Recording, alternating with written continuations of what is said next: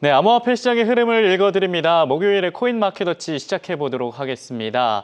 네, 시청자 여러분께 유익한 정보를 전달해 주실 뉴스웨이 한종욱 기자님 나오셨습니다. 안녕하십니까? 안녕하십니까? 네, 먼저 오늘 기자님과 주요 코인부터 살펴보도록 하겠습니다. 암호화폐 시장 자세히 살펴볼 텐데요. 비트코인부터 차트 보면서 이야기해 보도록 하겠습니다. 먼저 차트를 보시면요. 비트코인은 지난주였죠. 지난주 일요일 하락세를 극복하고 현재 계속해서 상승세 이어가고 있고 오늘은 보합권에 머물고 있습니다. 사실 이 9월이 전통적인 약세라고 이야기를 하는데 9월에 들어서자마자 계속 상승하는 모습 보여주고 있어요. 그래서 이제 비트코인을 좀 기특하다, 기트코인 이렇게 좀 불러야 되지 않을까 싶기도 한데 네, 이렇게 비트코인 상승할 수 있도록 뒷받침되는 이슈가 있을까요? 네, 뭐 말씀하신 것처럼 최근 비트코인 다시 상승세입니다. 네. 네, 이는 이제 9월 16일부터 17일까지 예정된 연방시장공개위원회가 이제 열릴 예정이고요. 네. 이제 그러다 보니까 이때 이제 금리 인하가 나오지 않겠냐라는 시장에 이제 기대감이 퍼져 있는 상황입니다. 그쵸. 네, 그러다 보니까 이제 뭐 트럼프 대통령이 이제 6월부터 계속 파월 의장을 압박했잖아요. 네. 이제 뭐 파월은 너무 느리다. 뭐 그쵸, 레이즈 파월은 파월. 네, 멍청이다. 뭐 이러면서 되게 막말까지 서슴치 않았는데. 원론적인 발언했죠. 네. 그리고 이제 뭐 파월을 해임하겠다까지 발언을 하면서 네. 좀 강도 높게 금리 인하에 대한 압박을 했는데 이게 조금 9월 달에 이제 될 거다. 이런 것들이 좀 시장의 그 컨센서스입니다. 네. 네. 그러다 보니까 현재 지금 시카고 상품 거래소 그 페드워치에 따르면은 네. 금리 인하 가능성이 이제 96%로 점쳐졌는데요. 그렇죠. 네, 제가 이제 지난주에 첫 방송 나왔을 때만 해도 좀 잭슨홀 이후에 83%까지 좀 그 확률이 떨어졌다면은 네. 되게 오른 수치입니다. 그렇죠. 네, 그러다 보니까 이제 뭐 시장에서는 25 베이스 포인트 하락할 거라는 의견이 우세한 상황입니다. 네. 네, 거기다가 이제 뭐 7월 달에 미국 이제 구인 이직 보고서가 굉장히 견고하게 나왔는데요. 네. 이제 비록 보시다시피 이제 뭐 736만 건에서 이제 718만 건으로 조금 이제 예상치를 넘지는 못했지만 네. 기본적으로 그 700만을 넘은 것부터가 약간 좀 견고하게 시장이 해석하는 것 같습니다. 네. 네. 고용도 좀 그 금리 인하에 좀 힘을 실어주고 있다 이렇게 해석을 할 수 있겠군요. 네. 네, 맞습니다. 네, 그러다 보니까 오늘자로 나오는 이제 실업수당 청구 건수나 무역수지, 뭐 서비스업, 비제조업 구매자 관리 지수가 이제 조금 중요하게 보여지는데요. 네. 네, 여기 보시면은 이렇게 4개 정도 주요 지표가 있습니다. 네. 네, 일단은 요 4개가 또 잘 나오게 되면은 이제 2주 뒤에 예정된 FOMC에서 좀 금리 인하에 대한 가능성이 굉장히 높아진다. 거의 네. 확정적으로 본다라는 시각이 존재하는 상황이고요. 네. 네, 여기서 구매자 지수라고 보시면은 아무래도 이제 뭐 서비스나 이제 ISM 비제조업 지수 같은 경우에는 서비스를 제외한 네. 그러니까 비제조업이나 뭐 서비스를 제외한 비제조업 지수다 보니까 이 두 개를 합쳐서 좀 많이 확인을 하시는데 이게 이제 50 이상 넘으면 좀 경기가 확장된다라고 보시는 것 같고 50 미만이면은 경기가 위축된다는 지표로도 쓰이는 것 같습니다. 네, 이 지금 오늘 나오는 실업수당 청구 건수와 무역수지, 서비스 그리고 비제조업, PMI까지 저희가 오늘 봐야 된다 이렇게 말씀해 주셨고 또 ADP 비농업 고용 지표도 오늘 나오니까 이것도 보면 좋겠네요. 네. 네, 맞습니다. 또 그리고 비트코인이 상승할 수 있도록 뒷받침해 주는 요인 무엇이 있습니까? 네, 일단 또 다른 상승 이유는 네. 일단 금 가격이 상승했다는 겁니다. 네, 여기 PPT 잠깐 화면을 넘어가면은 네. 현재 금 가격이 온스당 처음으로 3,600달러 선을 돌파했습니다. 네, 6거래일 연속 상승하면서 최고가를 경신했죠. 네, 맞습니다. 네. 뭐 이러다 보니까 이제 과거의 패턴을 확인하지 않을 수 없는데요. 네. 이제 과거에 같은 경우에 금 가격이 급등 후에 일정 기간이 좀 있다가 비트코인이 같이 오르는 동반 상승 효과가 있었습니다. 아, 그래요? 네. 그러다 보니까 이제 금 가격이 오르고 뭐 일정 기간 뭐 이게 16일일 수도 있고 그 이후일 수도 있겠지만 네. 어쨌든 비트코인 가격이 같이 오른다고 예측하는 분들이 많은 거죠. 네. 네, 그래서 이제 어쨌든 금도 굉장히 안전자산이고 비트코인도 디지털 금이라고 부를 정도로 굉장히 디플레이션 요소가 넘치다 보니까 그렇죠. 요 두 자산의 상관관계에 지금 시장의 시선이 쏠려 있다라고 해석할 수 있을 것 같습니다. 한 3, 4년 전만 했어도 이 비트코인이 위험 자산으로 분류가 됐는데 네. 최근 들어서 비트코인도 좀 안전 자산이다라고 인정을 좀 받으면서 금 가격과 비트코인이 커플링 됐다. 네, 맞습니다. 이렇게 지금 해석을 할 수 있겠군요. 예. 네, 그렇다면 이 비트코인의 온체인 데이터상에서 어떤 흐름 보이고 있는지 좀 살펴주실 수 있을까요? 아, 네. 네. 일단 온체인 데이터를 보기 전에 간단하게 ETF를 짚고 넘어가면은 뭐 한 3억 달러 정도가 유입되면서 이제 꾸준하게 순유입세가 늘어나고 있고요. 네. 네, 다만 좀 아쉬운 거는 고래 보유량이 감소했다는 소식입니다. 아, 네. 근데 이게 어떻게 보면은 지금 뭐 글래스노드 같은 경우에 봤을 때 평균 보유량이 지난해 11월부터 쭉 꾸준히 하락하고 있다라고 밝혔는데요. 네. 네, 현재는 뭐 이제 고래들이 평균 488개 정도를 보유하고 있다고 합니다. 네. 네, 이제 이거는 네, 다만 2018년 12월 이후 가장 최소치라고 덧붙였습니다. 좀 고래들의 매도세가 지금 이 비트코인이 상방으로 시원하게 뚫어주지 못하는 그 이유 중 하나겠네요. 일단 뭐 네. 그렇게 해석할 수도 있고요. 네. 사실 이제 비트코인 고래라고 하면은 100개부터 10,000개를 보유한 이들의 그 네. 소위 말하는 은어라고도 하죠. 네. 은어인데 뭐 이게 이제 보유량 자체가 감소했다는 게 뭐 중의적으로 봤을 때는 뭐 이게 거래소로 그냥 옮겼다라고도 볼 수 있겠고 네. 아니면은 이게 기관과 손바뀜이 일어날 수도 있겠다. 이렇게도 볼 수 있을 것 같습니다. 아, 네. 그렇군요. 네. 어쨌든 지금 이렇게 말씀을 또 해주셨고, 또 관련된 흐름 뭐 있었습니까? 네. 일단은 뭐 이런 온체인 데이터가 있었지만 네. 일단 또 다른 온체인 데이터 플랫폼 회사인 크립토컨트 같은 경우는 이런 지금 조정기를 되게 긍정적으로 보고 있습니다. 아, 그래요? 네. 여기 그래프를 보시면 알겠지만 네. 현재 시점으로 비트코인이 약 12%, 그러니까 최고가 대비 12% 하락을 했었는데요. 네. 이 정도는 되게 아직까지는 그 리스크 높지 않다라고 네. 보는 게 네. 일단 올해 초에 봤을 때는 거의 28% 수준까지 떨어졌습니다. 네. 네, 그러다 보니까 이제 크립토컨트는 평균 이제 약세장일 때 20%에서 25%가량 하락이 일어나는데 네. 현재 12%는 굉장히 건강하다고 보는 거죠. 보통 조정을 받으면 20%까지 하락할 수 있는데 네. 지금 같은 경우는 12%밖에 하락을 안 했으니까 다행히 약간 건강한 조정이다. 네, 아직 덜 맞았다. 네. 이렇게도 보는 것 아직 덜 같습니다. 맞았다. 네. 다행이네요. 네, 그래서 이런 크립토컨트는 이제 이런 조정장이 파생 상품의 뭐 과도한 레버리지를 좀 조정하고 네. 심리를 조금 이제 시장 심리를 조금 과열을 이제 시켜주고 네. 이제 장기 투자자들에게도 새로운 진입 기회를 제공하는 이런 기간이라고 보고 있는 것 같습니다. 네.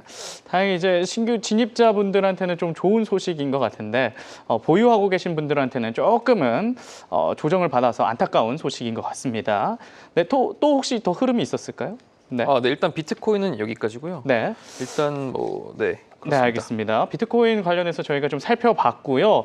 다행히도 좀 건강한 조정장이다라는 점을 다시 한번 말씀드리도록 하겠습니다. 자, 그리고 이더리움 다음으로 살펴보도록 하겠습니다. 사실 이 고래들이 이더리움으로 옮기고 있다 이런 얘기들이 많거든요. 그래서 차트를 보시면 이더리움은 이날 월요일 날 꺾이고 나서 계속해서 유지하는 모습을 보여주고 있어요. 그리고 거래량도 뭐 그렇게 크게 늘지 않으면서 왠지 비트코인처럼 9월 FOMC를 좀 기다리고 있다 저희가 해석할 수 있는데 비트코인 그런데 이더리움 이렇게 버틸 수 있는 이유 뭐라고 보십니까? 일단 뭐 비트코인에 마이클 세일러가 네. 있다면 이더리움에는 톰리 의장이 있습니다. 그렇죠. 톰리. 네. 네. 이 톰리 의장이 이제 펀드리스트렛이라는 그 투자 회사의 이제 그 코파운더기도 하면서 네. 이제 비트마인의 의장으로 갔는데요. 그쵸.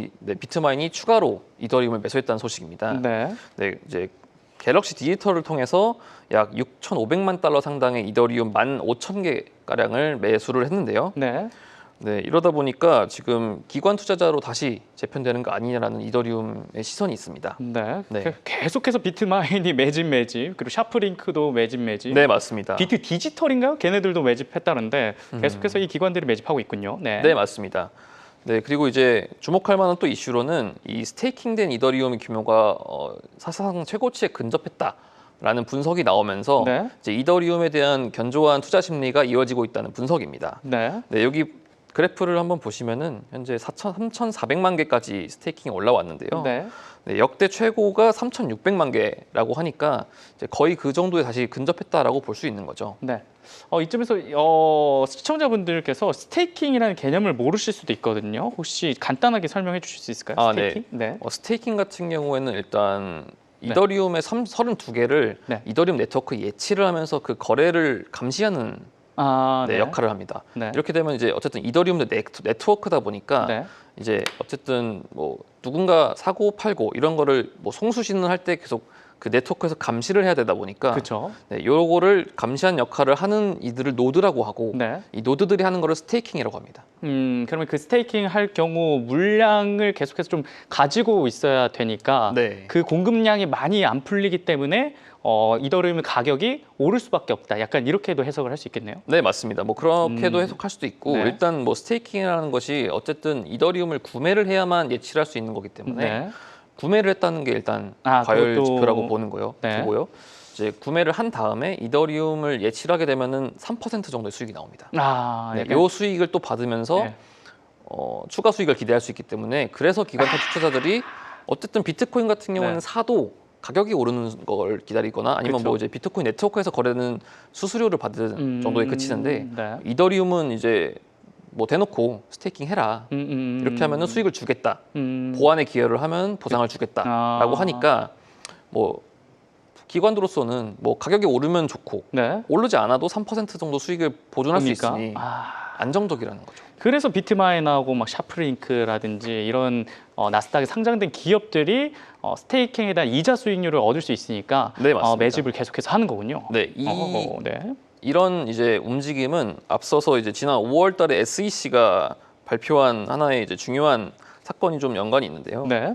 여기 이제 당시 이제 SEC는 프로토콜 스테이킹 활동은 연방증권법상 증권에 해당되지 않고 네. 등록 의무도 발생하지 않는다라고 했습니다. 이제 네.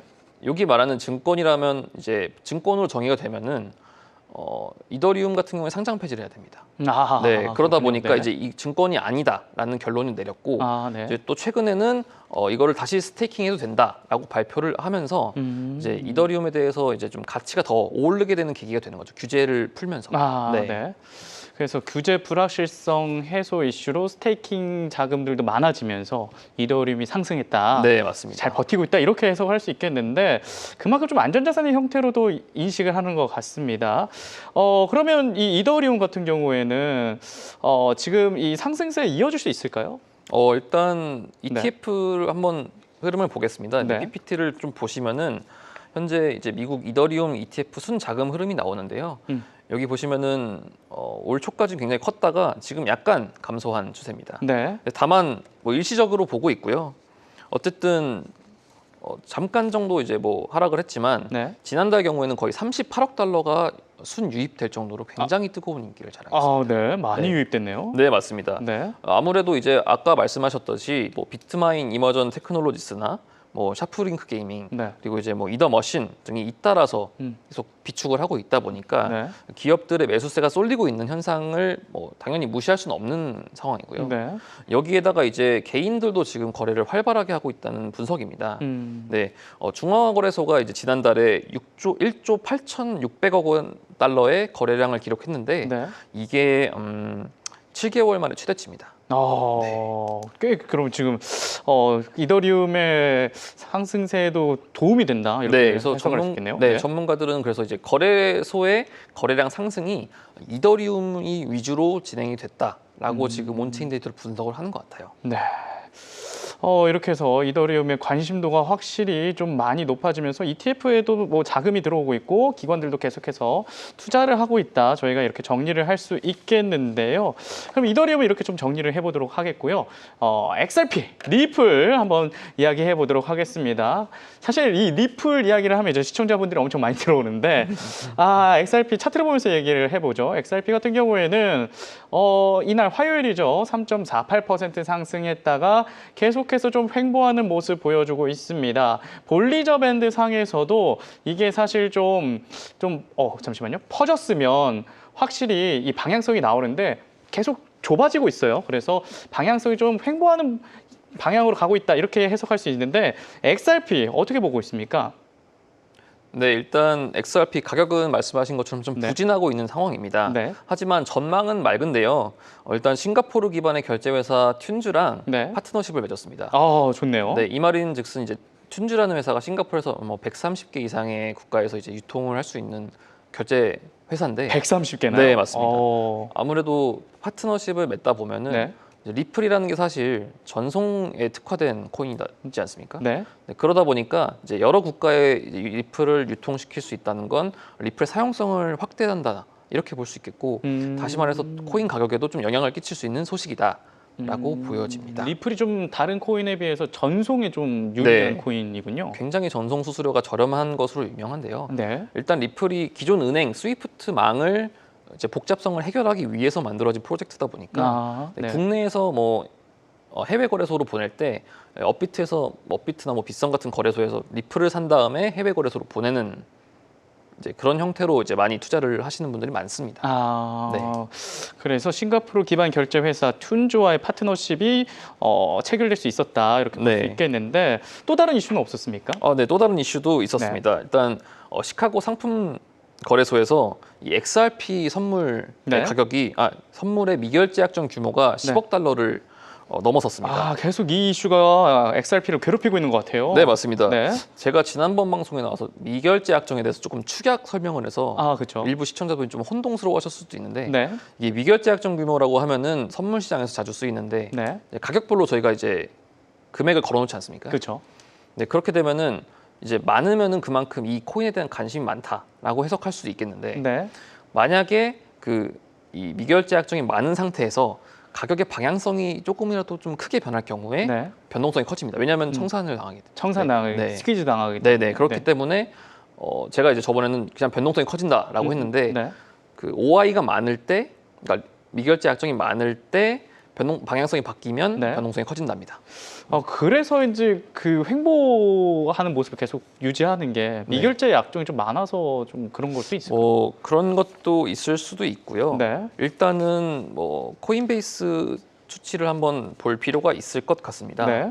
일단은 뭐 코인베이스는 미국인들이 거래할 수밖에 없기 때문에 미국 시장을 정확하게 아는 지표라고 보시면 될 것 같습니다. 근데 이제 이 코인베이스에서 리플 보유량이 좀 줄었다는 소식이 나옵니다. 진짜요? 네. 이렇게 되면 어떻게 되는 거죠? 리플 보유량이 거래소에서 줄었다면?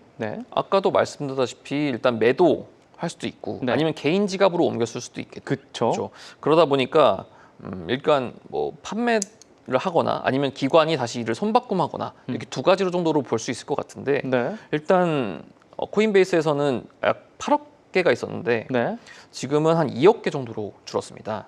이거는 이제 2분기에서 한 70%, 2분기 대비 70% 감소한 수치이고요.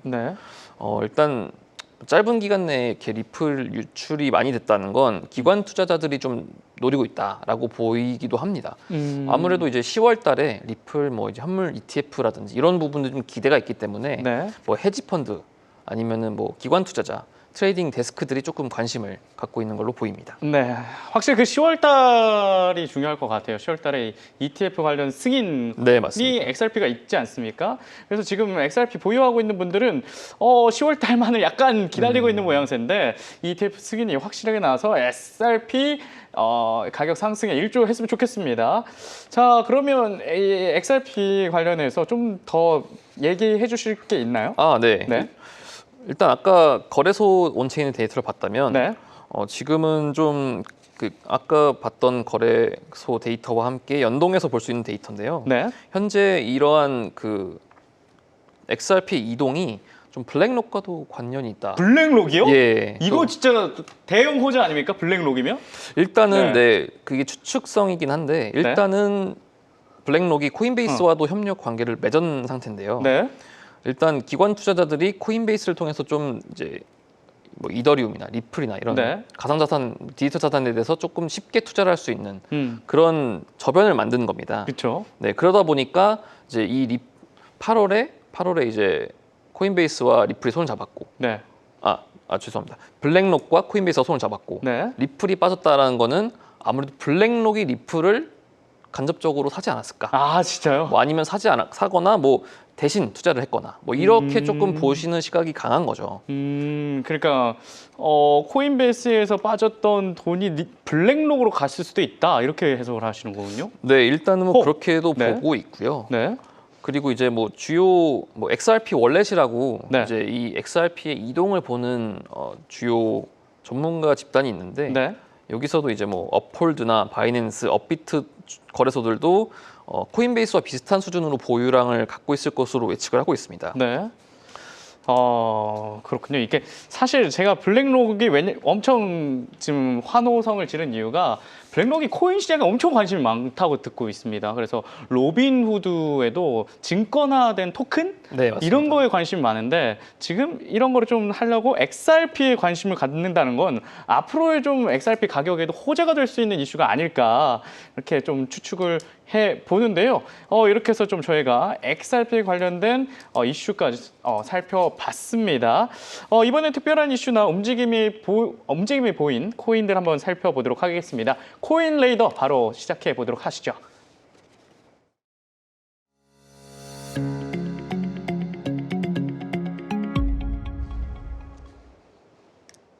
네, 코인레이더 오늘의 첫 코인은 어제에 이어서 오늘도 등장하는 그 이름, 트럼프 대통령입니다. 트럼프 대통령과 관련된 코인인데요. 이름도 깁니다. 월드 리버티 파이낸셜이라고 9월 1일에 국내 시장에 상장돼서 주목을 받았습니다. 차트를 보시면요. 근데 심상치 않습니다. 상장되자마자 파란 음봉들이 나열을 해 있습니다.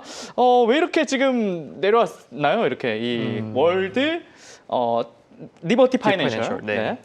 네, 월드 리버티 파이낸셜 말하기도 힘들죠. 네. 그래서 이제 속칭 월드파이라고도 부르는데요. 월드파이. 네. 네. 이제 뭐 트럼프 가문이 만든 코인입니다. 네. 이번 주 월요일에 뭐 바이낸스를 비롯해서 전 세계 거래소에 동시 상장됐죠. 네. 이제 트럼프 가문에서 만들었다고 하는 거는 그 창립자가 애초에 에릭 트럼프랑 도널드 트럼프 주니어 2명입니다. 네네. 네, 그리고 이제 명예 창립자의 그 아버지 도널드 트럼프 대통령이 올라가 있고요. 네. 네, 그러다 보니까 현재 뭐 오피셜 트럼프도 그렇듯이 네. 트럼프가 관여만 하면은 이게 테마주처럼 됩니다. 그렇죠. 네, 사실 정치 테마주처럼 되기 때문에 네. 상장하고 하락하는 거는 어떻게 보면은 좀 테마주다운 자연스러운 움직임이다라고 보여집니다. 그러면 이제 내년에 중간 선거가 있지 않습니까? 근데 중간 선거가 만약에 공화당이 승리했어요. 그럼 얘네는 엄청난 조명을 받을 수 있겠네요. 사실 네. 뭐 그렇게도 볼 수 있고요. 어떻게 보면은 네. 이제 트럼프 대통령이 공화당과는 조금 뭐 이렇게 공화당 핵심까지는 아니다 보니까 네. 뭐 제가 정치는 정확히 모르지만 네. 공화당이 뭐 승리하건 지던 어쨌든 트럼프에 대한 하나로 이제 투자자들이 움직인 거기 때문에 네. 일단 집권할 때까지는 계속 이슈가 될 거로 보입니다. 네. 정치 테마가 묻어 있는 이런 코인인데 좀 위험성이 있을까요? 일단 네, 뭐 위험성이 없진 않습니다. 사실 이 월드파이라고 하는 코인 자체가 쓰임새가 없습니다. 네, 그게 가장 큰 이슈고요. 네. 그러니까 말은 명목상은 거버넌스 코인이라고 해서 네. 이제 뭐 월드파이가 어떤 정책을 추진할 때 이걸 이제 투표로 쓸 수 있는 토큰이라고 하는데 현재까지는 월드 리버티 파이낸셜이 어떤 뭐 정치적인 게 없다 보니까 네. 그 무브먼트가 없다 보니까 네. 사실상 뭐 일각에서는 밈 코인 아니냐 뭐 이런 얘기도 나오고요. 네. 일단은 이 거버넌스 토큰을 말씀드렸으니까 이 월드 리버티 파이낸셜의 어떤 그 추구하는 점을 먼저 볼 필요가 있겠는데요. 네. 일단 탈중앙화 금융 플랫폼입니다. 쉽게 네. 말해서 대출을 하겠다는 거죠. 코인 대출을 하겠다는 코인 대출하겠다. 네, 그래서 이제 월드파이와 USD1이라는 스테이블 코인이 같이 상장됐습니다. 네. 네, 이제 문제인 점은 아까도 말씀드렸다시피 트럼프 일가나 관계자 보유분이 전체 1,000억 개 중에 225억 개, 약간 22.5%나 됩니다. 네. 네, 그래서 이번 상장으로 사실상 60조 원에 가까운 수익을 거뒀다라고도 보는 거죠.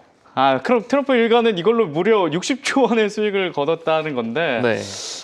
이게 과연 투자자들을 위한 코인인지 트럼프 가문을 위한 코인인지 조금 헷갈리는데 다만 좀 테마성에 짙기 때문에 저희가 투자하는 데는 굉장히 유의할 필요는 있겠네요. 네, 맞습니다. 네. 말씀하신 것처럼 테마주의만큼 급등락에 항상 유의해야 되는데요. 네. 그 지난주 주말에 트럼프 대통령이 공식 석상의 모습을 드러내지 않으면서 사망 소리 돌았습니다. 맞아요. 네. 네. 그래서 이제 뭐 예측 시장인 칼시와 폴리마켓에서는 이런 베팅이 급증을 했는데요. 뭐 베팅 수요가 늘어나면서 한때 떨어졌지만 어쨌든 간에 다시 지금 뭐 네. 횡보하고 있다라고 보여집니다. 네, 트럼프 대통령의 사망설이 급속하게 퍼지면서 좀 사망 여부를 두고 폴리마켓에서 베팅 수요가 폭증을 했었는데 현재는 좀 잠잠한 상태다. 저희가 이렇게 정리를 해드릴 수 있겠습니다. 테마성이 짙기 때문에 이 코인 투자는 조금 유의하실 필요가 있겠고요. 다음으로 소개해드릴 코인은 온도 파이낸스입니다. 온도 파이낸스 차트를 보시면요, 9월 2일 날 비트코인과 이더리움이 상승을 같이 했는데 온도 파이낸스도 좀 같은 흐름 보여주고 있어요. 7.49% 상승했다가 현재는 조정을 받고 있는데 지켜봐야 될 이슈가 좀 있을까요? 일단 온도 파이낸스 같은 경우에는 비미국 투자자 대상으로 네. 미국 주식과 ETF를 제공하는 플랫폼을 이번에 새로 출시를 했습니다. 미국이 아닌 투자자들을 대상으로 한 ETF요? 네, 맞습니다. 네. 아까도 말씀하셨듯이 로빈후드 같이 이제 역외 거래에서 이제 미국 주식을 간접적으로 구매를 하는 거죠. 아, 네. 네, 이제 유럽인들이 이제 미국 주식을 구매하지만 다만 이제 의결권은 없는 주식을 구매하는 겁니다. 아, 네, 이런 플랫폼을 발표하면서 요새 가장 트렌드인 RWA나 뭐 스테이블 코인, 어쨌든 온도 파이낸스도 자체적인 스테이블 코인이 있어요. 네. 이것도 비미국 투자자, 그러니까 미국 역외 투자자들을 위한 스테이블 코인인데 네. 이런 테마에 엮여 있다 보니까 아무래도 상승 폭이 좀 같이 움직인다고 보면 될 것 같습니다. 아, 이게 그건가요? 로빈후드에서 그 토큰화된 증권, 그러니까 오픈 AI가 상장이 안 됐잖아요. 네, 맞습니다. 그리고 또 스페이스X, 그 머스크의 스페이스X가 상장이 안 됐는데 이거를 로빈후드에서 토큰화된 증권을 살 수 있게 하겠다라고 했는데 이 온도 파이낸스로 하고 있는 건가요? 아, 그거는 아닙니다. 네, 아닌- 그거는 아, 아니지만 그건 이제 로빈후드의 정책이고 네. 온도 파이낸스도 이제 그런 비슷한 네, 걸. 비슷한 사업을 아. 진행하는 거죠.